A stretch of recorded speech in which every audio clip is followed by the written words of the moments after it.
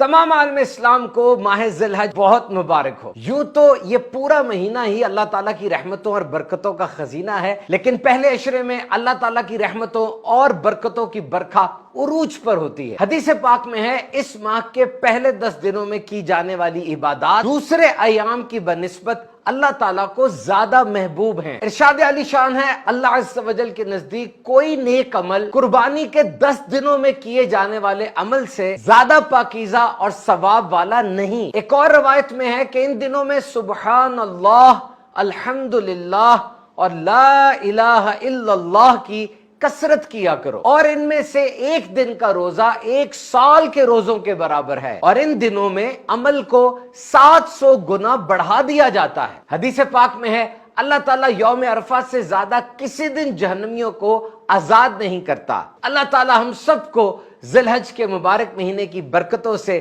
مالا مال فرمائے۔